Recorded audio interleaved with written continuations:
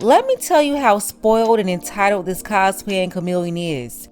She was given the position as VP, really a seat filler for an authentic black woman. Then she was given the Democratic nomination when they didn't give us a chance to vote in the primary. And now, since she wasn't given the presidency, she had a whole tantrum and refused to come out on stage last night after her supporters waited for her for over 6 hours at her campaign watch party. Yes, at Howard University, Kamala Harris, she held a campaign watch party, had everything set up for her to speak. The crowd waited for 6 hours, and this woman never came out. Look, at first the crowd was packed at Howard University. You had the Divine Nine hopping around on stage to serenade their Curry aka Queen. And honestly, they should probably think about taking back her membership, because allowing the most important aka on earth to be an Indian Irish woman is crazy work. I can't believe y'all been riding with that the whole time. But the Divine Nine was on stage, all in the audience, having a blast, vibing to our cultural music, celebrating this pretending chameleon. Hold up, is that AJ from 106 in Park? If I remember correctly, I believe AJ went to Howard too. So yeah, everybody went out there for hours and waited for this lady. At first, there was a lot of dancing and partying, until they realized Kamala, she wasn't getting any significant W's. As time went on, people started getting tired waiting for this lady to come out. Then after being tired, they got frustrated. Then listen, after hours and hours of waiting, one of her campaign advisors came out. They didn't send the Chavez granddaughter out there, the actual campaign manager. No, they sent this guy out here to be the face and fall guy to deliver the message.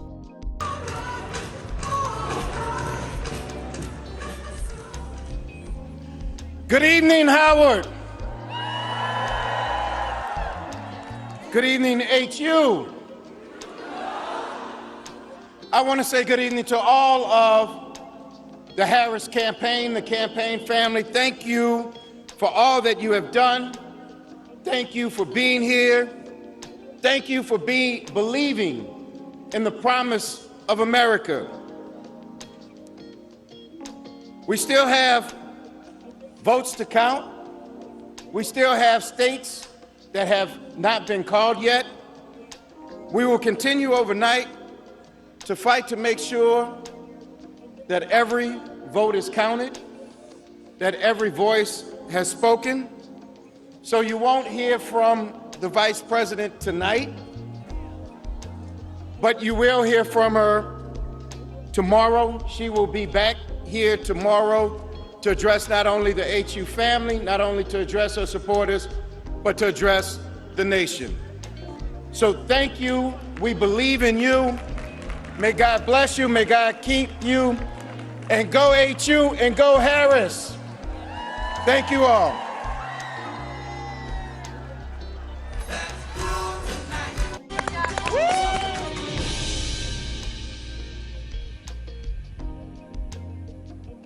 Wait a damn minute. Wait a damn. Really? After making these people wait to see her for 6 hours, she didn't even have the decency to at least show up on stage. Y'all, Kamala was having a whole tantrum backstage. She didn't know what to do or how to respond. Yeah, she was there, but didn't want to come out. It was just silly, and it showed her incompetence. How you have all these people working for you day and night, riding for you, talking crazy to everybody for you, only to leave them standing for 6 hours, and you won't even come out and address them.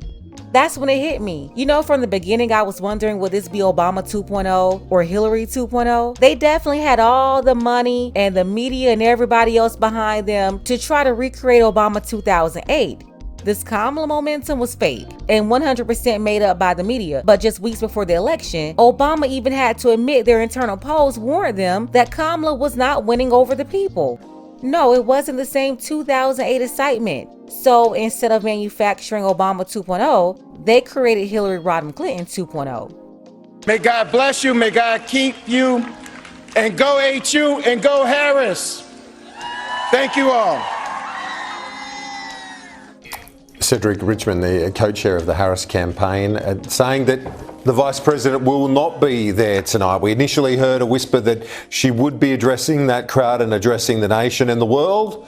That's not happening, poor. Andrew Clennell, so no show today. I think that's poor, Kieran. I think that's really poor. No one's really watching, just the entire world. Can't you at least get up there and say something? If you think the result is in doubt or you're not prepared to concede, say that.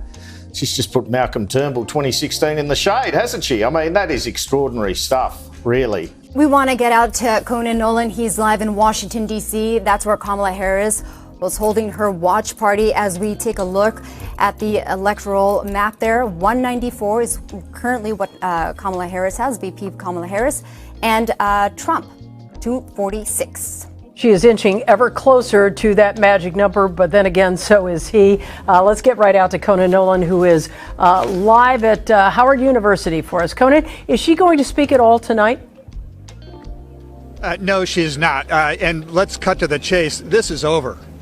They haven't called the election. It will be a miracle for Kamala Harris to win this election. He's leading in every battleground state, and this is 2016 all over again. In fact, the same thing happened at the Javits Center 8 years ago where I was. The candidate did not come out, did not concede, did not accept victory. Hillary Clinton just didn't come out. It was John Podesta, the campaign manager, who came out and says, we're looking at the numbers and it's not over yet and we're going to be making sure every vote counts. And then she conceded the next day. That's going to happen now. Kamala Harris did not come out. Cedric Richmond, her campaign co-chair, came out and said almost the same thing, which is, well, we're going to be looking at the numbers and every vote counts, but it's over. She has lost. Donald Trump is, first time since Grover Cleveland in 1892, will be a president who won election to the Oval Office, lost it, and then regained it 4 years later in a remarkable turn of events. Not only is he winning every battleground state currently, but he may win the popular vote. He hasn't done that before. There's still a possibility of that. Kind of unlikely if you think California gave Kamala Harris probably, I'm guessing now, 5 million vote lead, but that's still possible. So yes, shock and dismay. A lot of people different than what we saw at the Javits 8 years ago.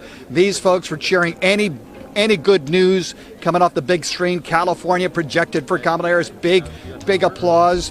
When the news started getting really dour, they started chanting for music to turn off the screen and bring up music. So this was not what they were expecting, and it is the finger pointing will start very soon. We're expecting the vice president to speak tomorrow, probably here again, and she at that point we can assume, concede defeat. But yes, it's not over. Nobody's called the race. But if you're looking at the battleground states, if you're looking at what she has to do, even the New York Times, I think, is saying it's a 95% chance that Donald Trump is the next president of the United States.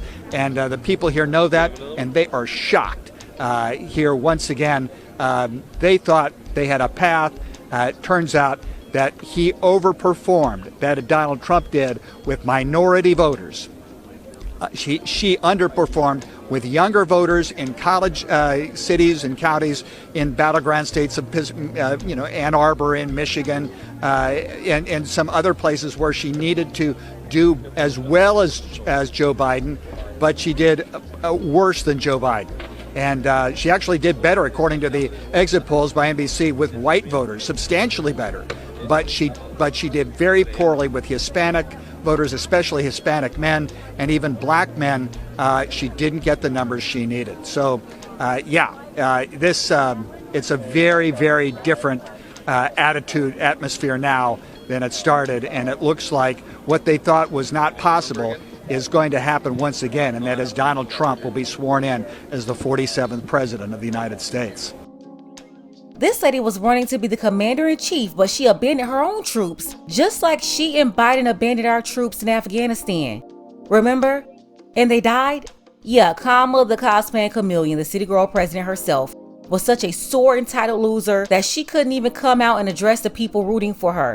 These are the same people that's always talking about emotional intelligence.